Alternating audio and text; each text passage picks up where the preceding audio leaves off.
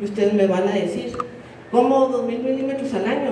Si el promedio de precipitación son 350, ¿sí? ¿De dónde sale lo demás? Bueno, de que esa humedad sale del subsuelo y se va regresando, se va regresando, se va regresando. Entonces, es más lo que mandamos a la atmósfera que lo que entra. De ahí empezamos a entender muchas situaciones. Siguiente, por favor. Entonces, como yo les decía, esto ya lo vimos, son más vulnerables, sí, pero el tiempo de renovación para sus fuentes es mucho menor que para una agua subterránea, y tienen mayor posibilidad de gestión y de administración. ¿Por qué? Porque es nomás estar cuantificando y ponernos de acuerdo, ser empáticos con todos los usuarios que utilizan el agua, ¿sí? Porque lo podemos ver. Si yo tengo nomás una botellita de agua y somos 5 personas, pues les doy un traguito a cada uno y nos alcanza. O me lo tomo todo y pues que los demás se mueran de sed. Entonces, eso tiene que ver con nuestra responsabilidad y empatía social.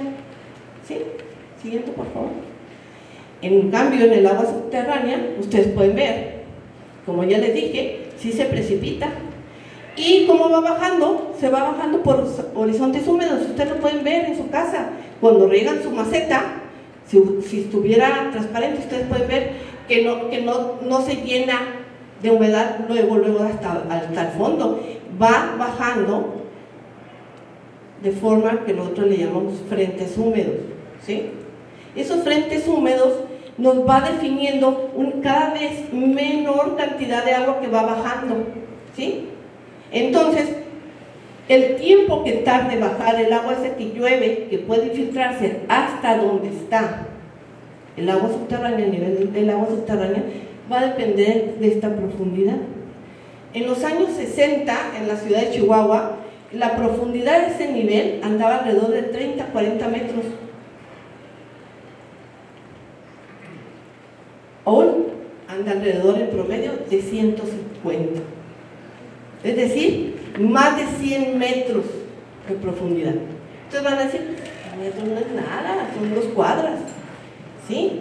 Pero si les estoy diciendo que conforme va bajando, el volumen va disminuyendo, ¿sí?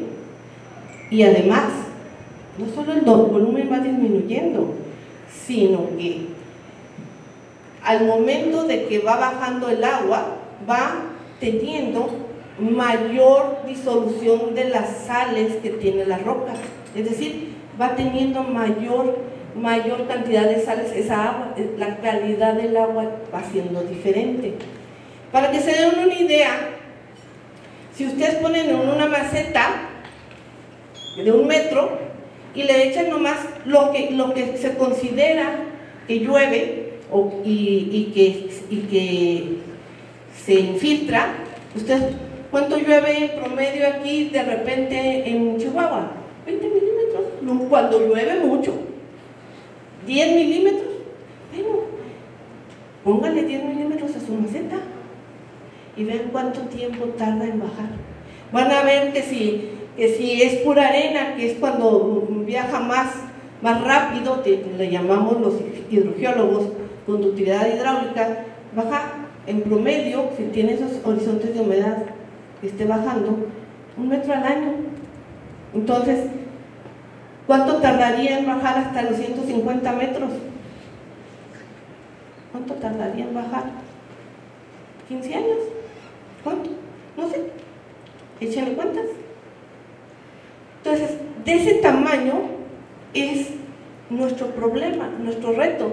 ¿Por qué? Porque eso no lo vemos, ¿sí? Eso no lo vemos.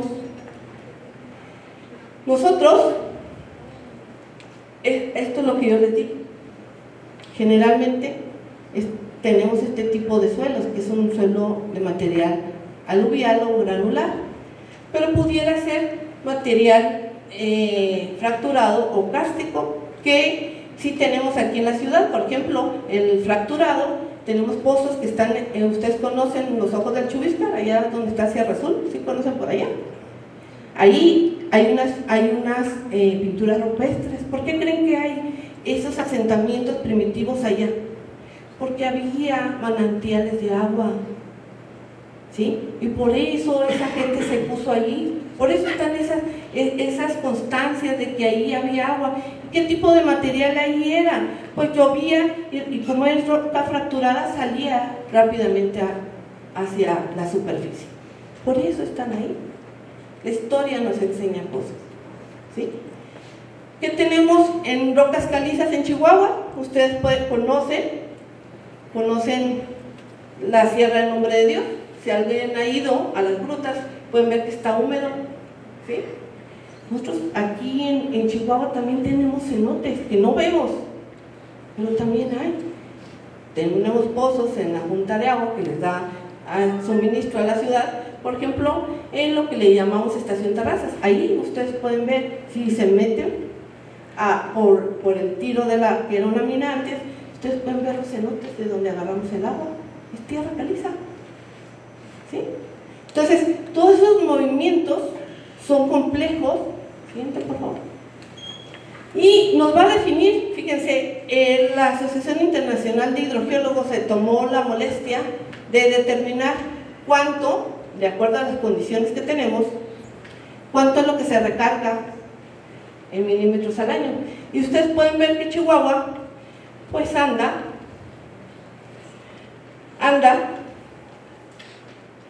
alrededor de 2 milímetros al año. Eso es lo que se recarga. Por más que llueva 200 milímetros, no se va a recargar. Por más que hagamos cualquier cosa, no se va a recargar por las condiciones que tenemos.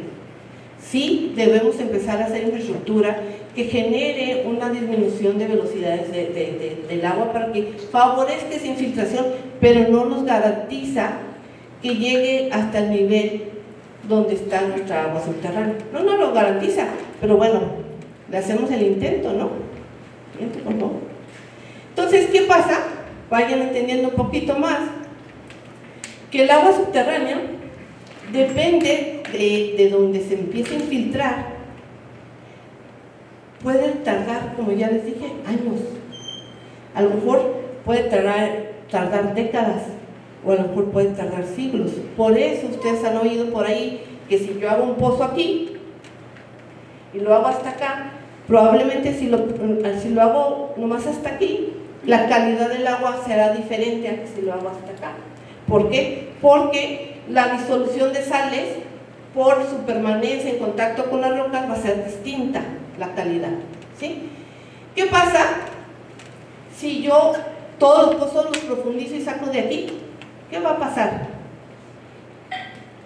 Pues por más obras de infiltración y recarga que yo haga aquí, va a tardar siglos, no voy a ver los resultados. Lo que ustedes hagan no lo van a ver, lo irán a ver sus tataranietos, si bien nos va.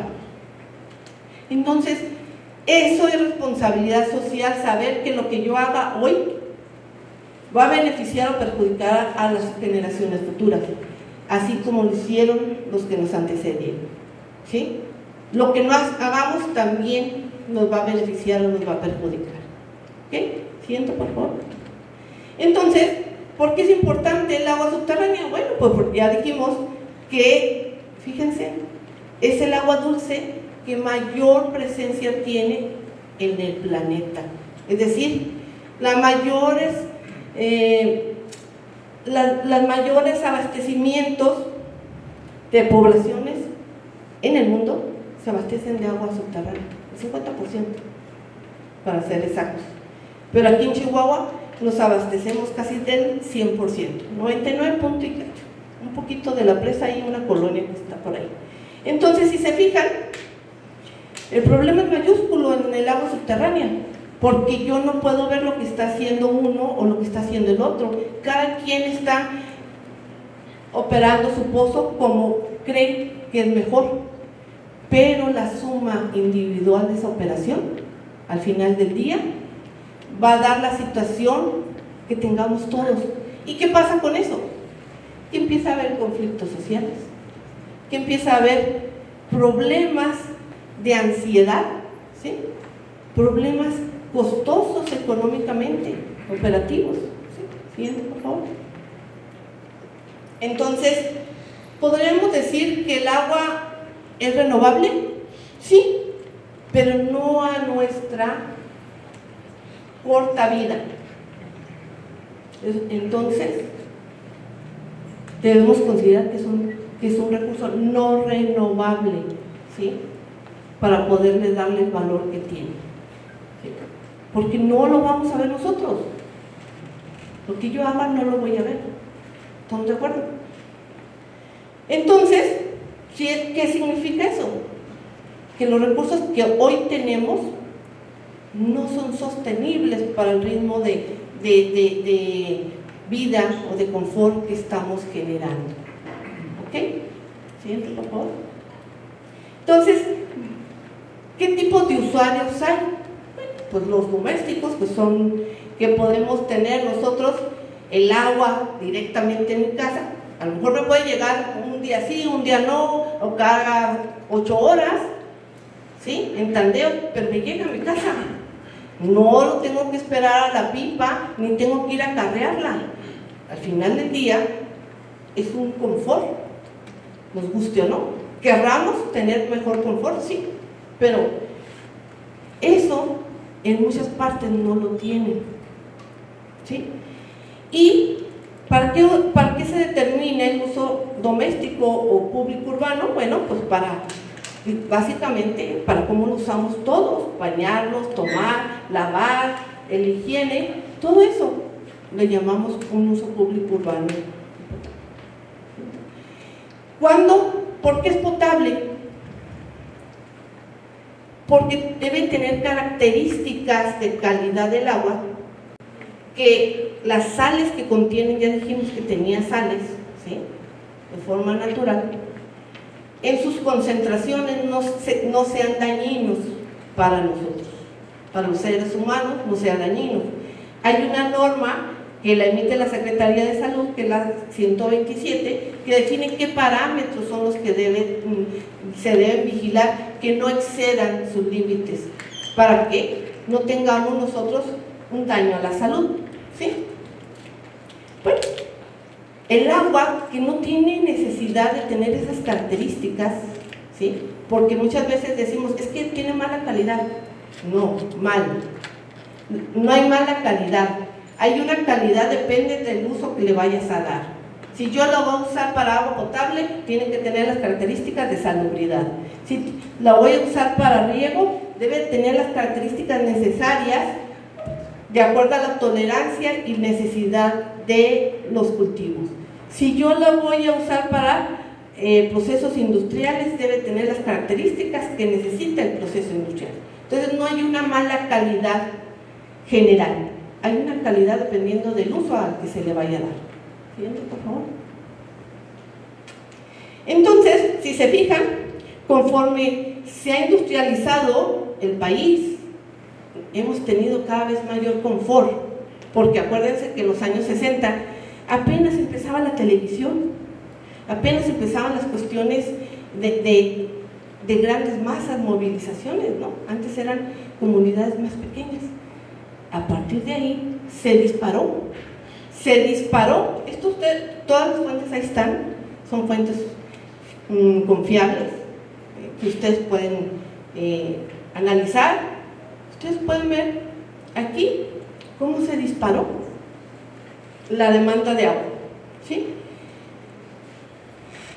Empezó a dispararse mucho la demanda para extracción de cuestiones agrícolas. ¿Por qué? Porque cada vez producimos más alimentación. Pero, entonces, ¿por qué la gente se está muriendo de hambre? Aquí en Chihuahua hay comunidades que se están muriendo de hambre, ¿sí? En México, en el mundo, y tenemos una gran producción. Entonces, ¿dónde está esa responsabilidad social? Cada vez tenemos mayor extracción para producir alimentos, pero no está todavía de forma equitativa en todos los usuarios o en todas las personas, ¿sí? Y así, ustedes pueden ver todo. En el público urbano, déjenme ver cuál color es el verde, ustedes pueden ver, fíjense cómo se disparó. ¿Por qué creen? Porque antes lavaban a mano, ¿sí? O llevaban su palanqueta para lavar sus trastes. Nos bañábamos cada 8 días. Es en serio. Entonces, ahora tenemos lavadoras, ¿sí? Ahora tenemos aires. Si no es suficiente el aire que tenemos, pues ponemos uno más grande, Entonces la demanda del confort nos va generando una mayor demanda de recursos, que no está mal, pero hay que ser consciente de eso, ¿sí? Hay que ser consciente de eso y hacer un limitado uso de acuerdo a nuestras necesidades. ¿Cuántas veces ustedes tienen un aire que, qué padre, adentro está el aire fresco, pero está tirando el agua, todo el agua ya, porque el flotador no funciona? O sea, no, ¿qué tanto es un chorrito? Bueno, les tengo noticias.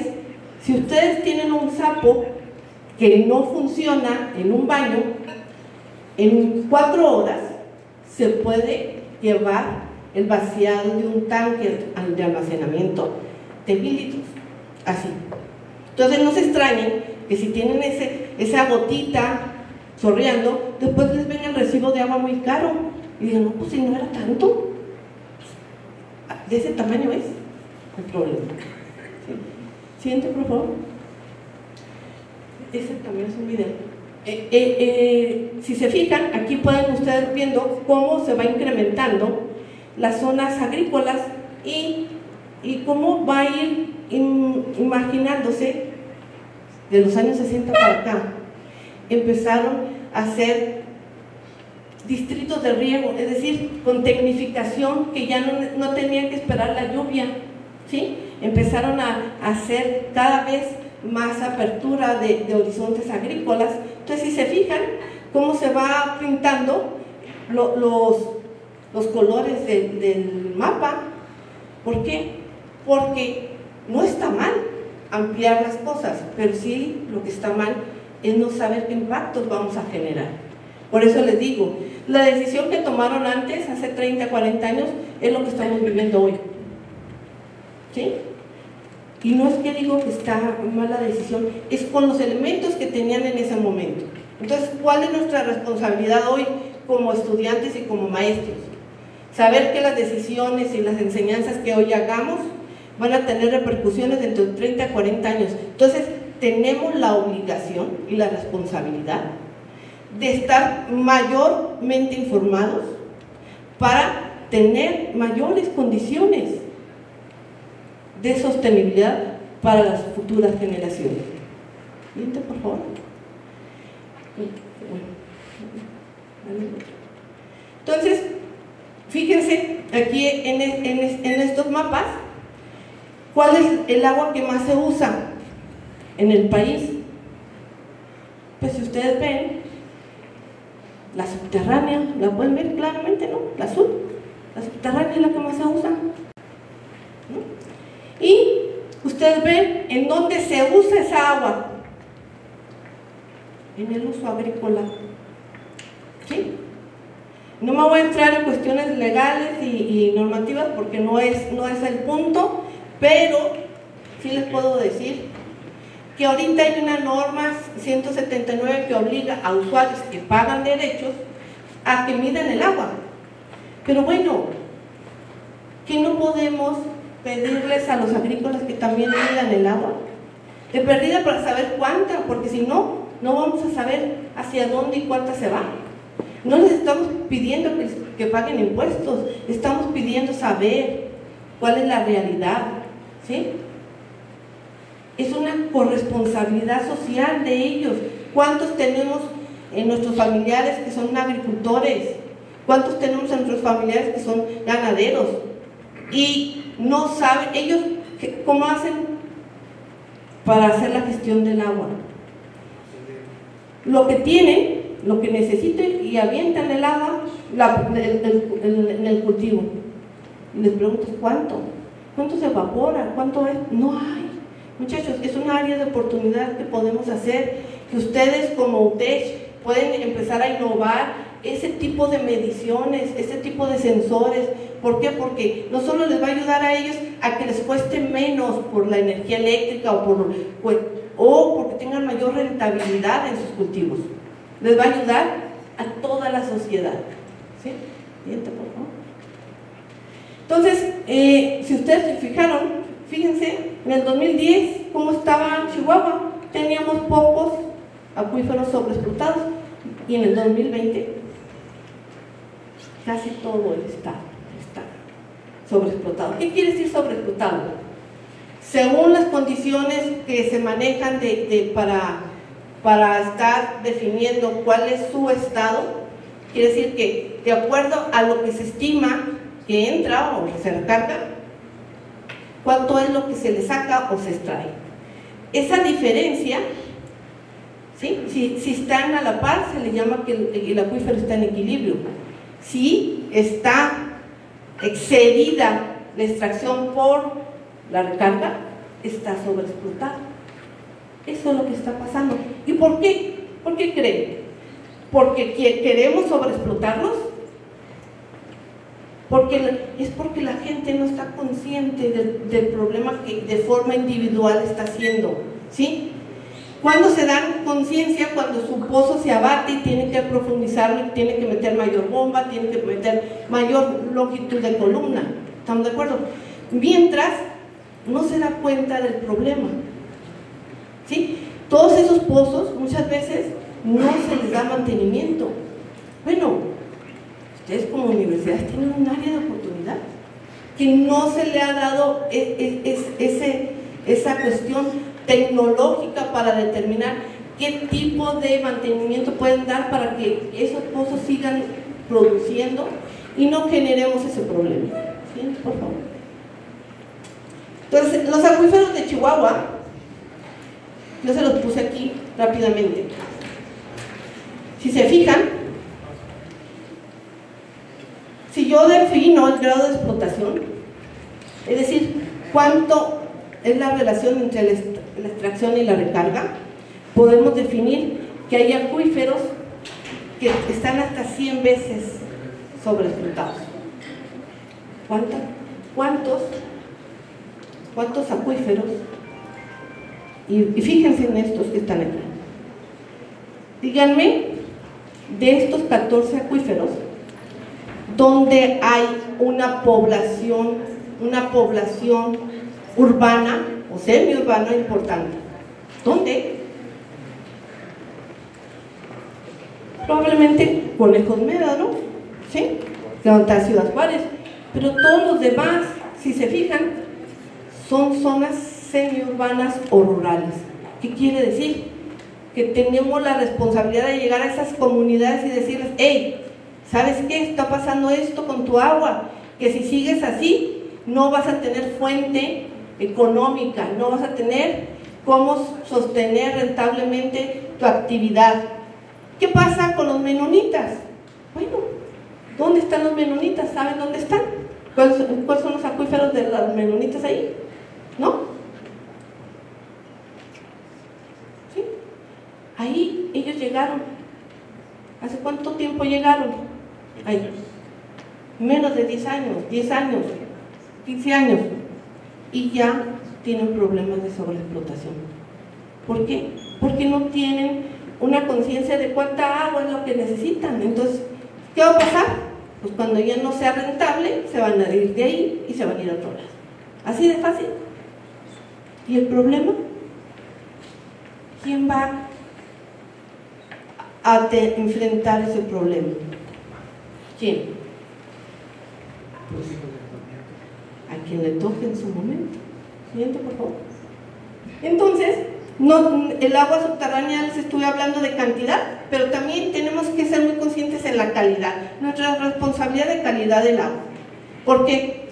Porque así como decimos que pues debemos saber que es finito, que no es tan renovable como nos enseñaron en la primaria, la calidad del agua tiene que ver con muchas fuentes de contaminación, ¿sí? Pudieran ustedes ya han oído en la Ciudad de México el problema de, por ejemplo, que ha habido contaminación en algunas colonias. Bueno, probablemente la contaminación no haya sido de forma inmediata. Si se fijan, si yo empiezo a tener un lixiviado de contaminación, ¿cuándo lo voy a ver? En el acuífero, pues a lo mejor dentro de 30 años, a lo mejor dentro de 10 años, y nos vamos a estar peleando cuando salga, porque no sabemos de dónde vino la fuente de contaminación, pero no tenemos forma de darle seguimiento. ¿Cuáles son las realmente fuentes potenciales de contaminación? ¿Estamos de acuerdo? ¿Sí? Entonces, debemos tener cuidadosamente este concepto nosotros, porque a lo mejor lo que estamos haciendo puede ser que esté contaminando el acuífero. ¿Y qué pasa cuando el acuífero se contamina? Por ejemplo, esa zona que se contaminó en Ciudad de México con aceites o con gasolinas, pues ya ni Dios Padre va a quitar esa contaminación. Esa fuente de agua tienen que cercarla y de definir una protección, porque no hay forma de remediar. No hay. Acuífero contaminado difícilmente va a ser salvado. Difícilmente. Al menos hasta ahorita. A lo mejor a ustedes les toca ya algunas técnicas mejores, pero hasta ahorita no hay forma. ¿Siguiente? Bueno, en Chihuahua, bueno, aquí me decían cómo fue el crecimiento de la ciudad. Empezó en esta zona. Y se fijan cómo está ahorita. Yo les comentaba antes de entrar aquí con ustedes que antes teníamos limitado el servicio en la zona verde claro, porque era hasta donde llegaba el agua de forma, digamos, normal o regular desde el acueducto del Saus. Pero se empezó a desarrollar en zonas montañosas que nos hizo la necesidad. Ustedes pueden ir por todo el periférico o allá por el aeropuerto y ustedes pueden ver muchos honguitos, muchos tanquecitos. ¿Por qué? Porque no alcanzábamos a distribuir el agua ya con carga suficiente. Entonces, hemos encarecido y hecho cada vez más compleja la infraestructura. Entonces, el agua que viene del Saus, que ya de por sí venía de pozos bombeados, y luego que acá tenemos un rebombeo que para subirlo, para poderlo llevar hasta el tanque A que está por aquí, que es toda nuestra columna vertebral, ustedes lo pueden ver. ¿Qué pasa? Pues para darles a estas, le tenemos que quitar al acueducto del Saus y tenemos que poner bombas o rebombeos y subirlos a tanquecitos. Entonces, ¿qué hace? Que ese problema hace que cada vez encarezca más el agua por esa situación. No el agua como tal, sino el servicio, la distribución del agua por el costo de energía, pero también genera mayores pérdidas. Acuérdense que entre más vaciemos el agua recorra más pérdidas de agua tenemos. ¿Sí? Entonces, fíjense, bien interesante. Esto quiero que lo vean. Bien interesante. Yo les dije que de los años 60 para acá, la gente empezó a tener confort en sus casas. Fíjense, la dotación que tenían en los años 60 andaba alrededor de 150 litros habitante día. ¿Sí? Hoy andamos pegándole a los 400 litros habitante día. Y la gente dice, no, ¿por qué? No es cierto, yo no uso tanto. A ver, ¿cuánta agua ustedes utilizan en su casa? ¿Cuánto les llega el recibo medido? ¿Alguien sabe? 10 metros cúbicos. ¿Cuánta gente son? 2. 18. Bueno, a ti no te vamos a tomar en cuenta. 18. ¿Cuánta gente son? 4. A ver, échenle cuentas. 18 metros cúbicos al mes. ¿Sí? Son 18,000 litros al mes. ¿Sí? Divídenlo entre 30 días. ¿Cuánto? Nada más, así rapidito. 600 litros día utilizan en tu casa. ¿Sí? Eso, y son 4. Entonces quiere decir, si lo divides entre 4, ¿Cuánto usa cada quien? En teoría. 50-50. Entonces, a ver, ¿dónde está esa cantidad de agua que estás utilizando? ¿Qué la usas?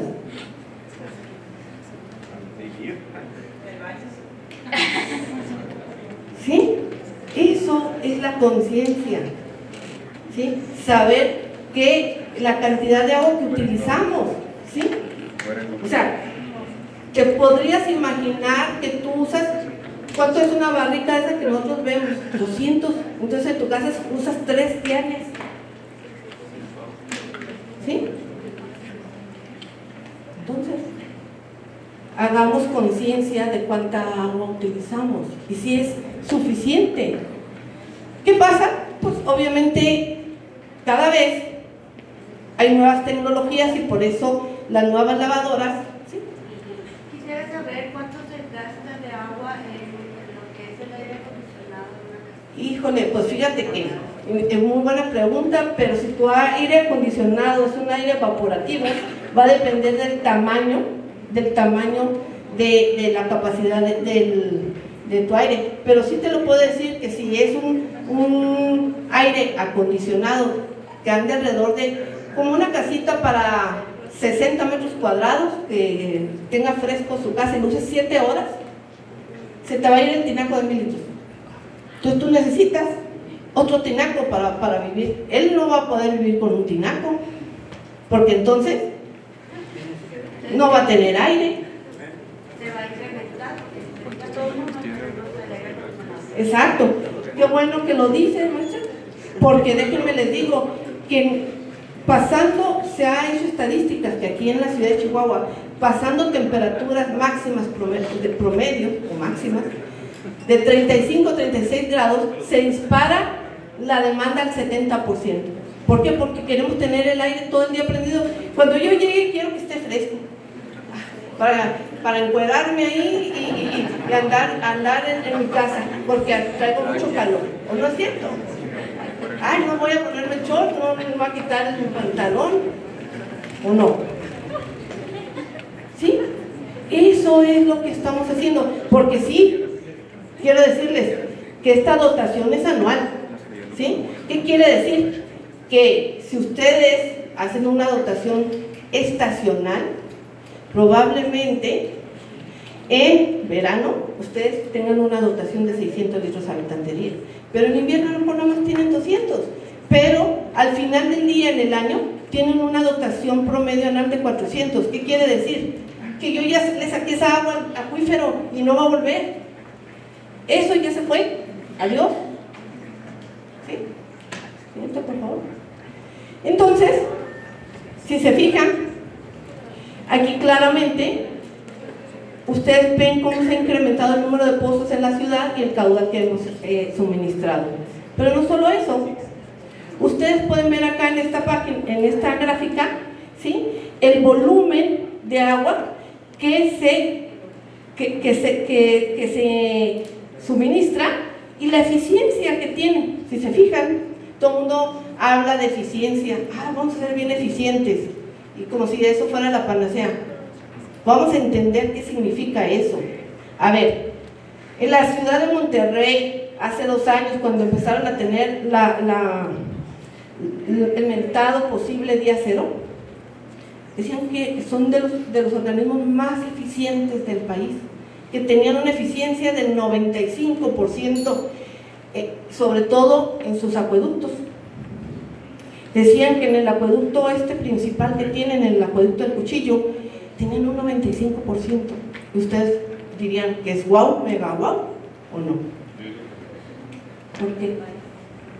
Porque mucha evaporación no es tan eficiente. ¿Alguien más? ¿No? ¿Saben a cuánto equivalía ese 5% que perdía el acueducto? 500 litros por segundo. Ahora, ya sabemos cuánto necesitamos diario, ¿sí? Dijimos que necesitábamos 200 litros habitante día, vamos a ponerle así. Y esos 500 litros por segundo, multiplíquenlos por 86.400 al día. A ver, ¿cuánto les da?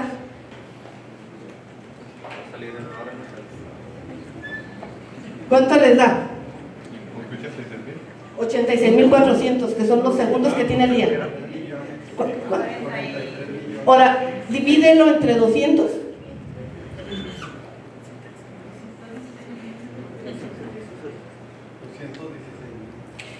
Alcanzaba para darle dotación a 216.000 habitantes. Con eso les dice la gran eficiencia que tenía. ¿Sí? Entonces, hay que saber qué representan esos valores. Hay que entenderlo. Esa es la conciencia que venimos a tratar de que ustedes, inspirarlos a que se cuestionen qué significan, qué tenemos que hacer. Bueno, entonces si se fijan, Chihuahua iba aumentando su eficiencia, pero también al momento de incrementar su eficiencia va teniendo mayores volúmenes de agua perdida, que eso significa NRW en inglés, no renovable water. ¿Sí? ¿Por qué? Porque obviamente si tengo más agua y aunque aumente la eficiencia, tengo un mayor volumen desperdiciado. ¿Estamos de acuerdo? Entonces tenemos que buscar, este es el reto, por eso ahorita de forma mundial el reto es no perder agua. ¿Sí? Ese es el reto. Ustedes, si se fijaron, esta es la ciudad de Chihuahua. En el 2000, estos son horarios de servicio que teníamos. Conforme se fue aumentando el confort en las colonias y conforme se fue incrementando y haciendo vieja la infraestructura, tuvimos que fragmentar en horarios de servicio. Si se fijan aquí, era casi todos, teníamos muy pocos horarios de servicio. En cambio, ya hay colonias en el 2018 que tenían muy pocas horas. ¿Por qué? Porque la distribución de infraestructura de cabeza viene de donde mismo, ¿sí? Esa es la complejidad que tenemos. Siguiente, por favor. Entonces, ya les dije, el reto es no perder agua. ¿Y dónde se pierde el agua? Bueno, históricamente, de 100 litros, para que lo entendamos, el 20% se pierde desde el momento de que lo extraemos hasta el momento que empezamos a ponerlo en la infraestructura principal de las ciudades. ¿Sí? El otro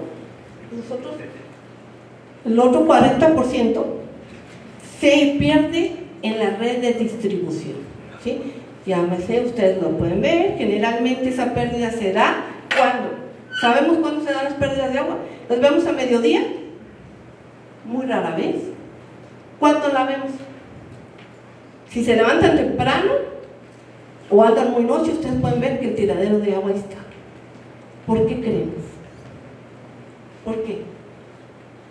Porque hay menos demanda, entonces las redes se sobrepresionan y empieza a haber un tiradero de agua, pero no es nada más responsabilidad y culpa del organismo, también es responsabilidad de los desarrolladores, de los usuarios. ¿Por qué? Porque tiene que ver con los materiales. Ya hablábamos del 2011 que tuvimos que cambiar materiales, ¿sí? Pues a lo mejor esos materiales que estamos utilizando no nos sirve para la presión, para esa variabilidad de presión que tenemos en el día. Y ustedes pueden ver, es que siempre sale el agua ahí en una fuga y la Junta no la repara. Pues la Junta la puede reparar las 100 veces que salga y las 100 veces va a salir. ¿Por qué? Porque necesitamos cambiar la forma de abordar el problema, no solo como usuarios, sino también como operarios. ¿Estamos de acuerdo? Y es por eso que la Junta de Agua empezó a tener otro tipo de operaciones. Bueno, ya nomás para terminar, el 40% de agua se pierde en sus casas. ¿Dónde? Generalmente en el arco medidores, donde tienen ustedes el medidor, ustedes pueden ver, lo levantan lleno de agua, no lo reporto, porque pues, como no me lo miden, no lo reporto. Nadie impacta porque no me impacta en mi recibo, pero ahí lo estamos perdiendo. ¿Sí? ¿Dónde más siguiente, por favor. ¿Dónde más se pierde el agua? Bueno, interpretate la siguiente. ¿Dónde más se pierde el agua? Pues Pues en todos estos dispositivos que tienen ustedes en su casa. Ese 40% se pierde ahí, ¿sí? Y a veces ni nos damos cuenta, por eso decimos que hay fugas visibles y no visibles. Cuando son visibles, pues luego nos preocupamos, ¿no? Porque a lo mejor, pero hay veces que no son visibles, ¿sí? Me ha tocado ver que hay edificios, esperemos que aquí tengamos una gestión del agua, edificios que no saben por qué se les vacían los aljibes, por ejemplo, el de mantenimiento no saben por qué se les vacían los aljibes, pues probablemente porque la válvula check lo está regresando, entonces tienen pérdida de agua, o tenga filtraciones, ¿sí? O porque alguien dejó mal puesto en los baños, o usted entran y muchas veces en los jardines de repente ven goteando el agua y ni siquiera el paquito que vale 10 pesos vale y lo ponen.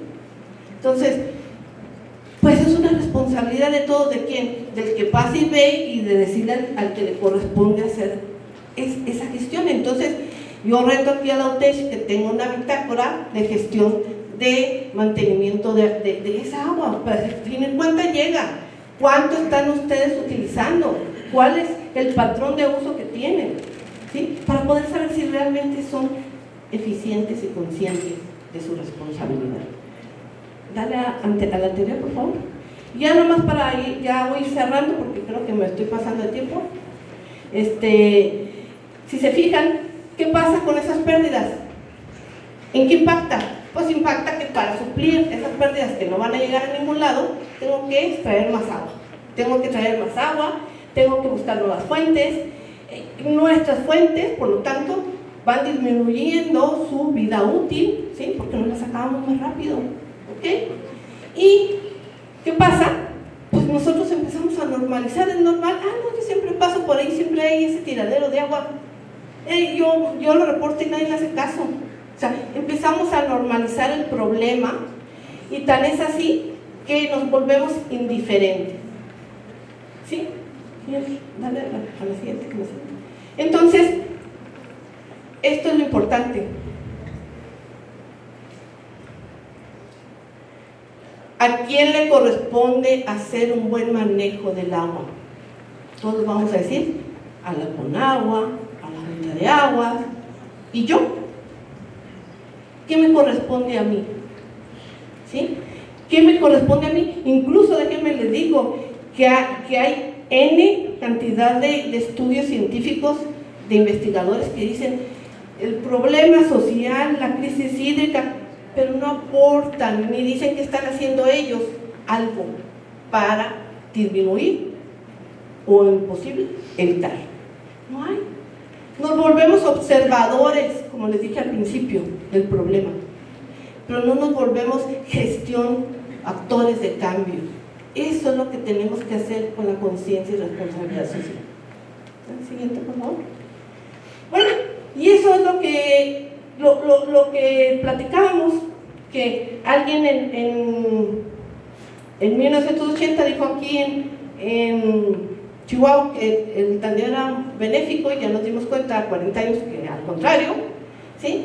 O por ejemplo que en épocas de contingencia, como nadie se imaginaba del COVID, teníamos planeado llegar al punto 1, pero resulta que nos hizo ir al punto 2. ¿Por qué? Esos escenarios de planeación deben estar evaluados de acuerdo a los factores, porque hoy no sabemos todo lo que va a impactar en la planeación que estamos haciendo. Entonces, no es una planeación que debe ser inamovible, ¿sí? Debe ir conociendo, enriqueciéndose con los factores que van haciendo que no lleguemos a donde teníamos planeado de llegar, pero que cuando lleguemos sepamos cómo estamos llegando. Eso es lo importante de una planeación, ¿sí? Y todo el mundo dice que cuando nos enfrentamos a una verdadera crisis vamos a cambiar y vamos a hacer los cambios necesarios. Yo les dije, en el 2011 tuvimos una gran crisis. ¿Quién cambió? ¿Quién cambió? Hoy, el año pasado, siguiente por favor, el año pasado, históricamente, el mes de junio las temperaturas arriba de 38 grados andaban en 3 o 4 días. ¿Saben cuántos días hubo arriba de 38 grados el año pasado? 20. Entonces, lo que yo haya pactado o ya planeado ha sido cambiado por un factor externo que yo no tengo incidencia, pero que sí puedo enfrentarlo. Entonces, bueno, hay que elegir nuestras acciones. Esto es un decálogo que nos presenta la ONU por el Día Mundial del Agua. Entonces, ¿saben ustedes la parábola o fábula del colibrí? ¿Se la saben? ¿Por qué el colibrí es importante para nosotros? ¿Alguien se lo sabe? ¿No? Bueno, se los voy a platicar así brevemente. Dale, siguiente, por favor. El colibrí es un animalito que vivía en el bosque, donde había leones, había elefantes, había todo tipo de animales, ¿sí? Y empezó a haber un incendio y todos los animales se juntaron a hacer una reunión y decir, ¿qué vamos a hacer? Se nos va a acabar nuestro hábitat, ¿sí? ¿Qué hacemos? No, pues vámonos a otro lado, pues este ya se va a acabar, vámonos a otro lado. Entonces el colibrí se fue y empezó en su pico a empezar a llevar gotitas, y le siguieron toda la parvada de colibrís, y empezaron a verlo los otros animales y les decían, es una locura, no va a servir de nada, pero al menos sus acciones individuales trataban de enfrentar el problema, no solamente estaban siendo observadores. ¿Qué dice el cuento? Que Dios los bendijo con una lluvia y les apagó el incendio. ¿Qué quiere decir eso? Que a nuestras acciones individuales siempre va a haber una recompensa colectiva. Y con eso les dejo.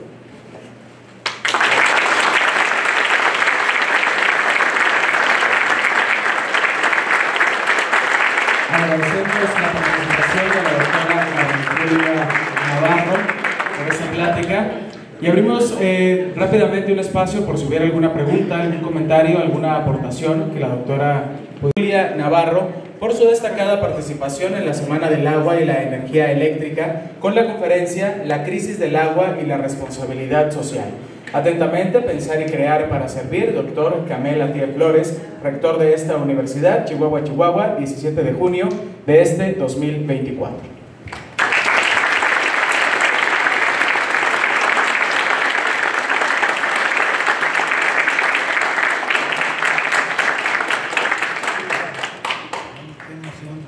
Es de esta manera.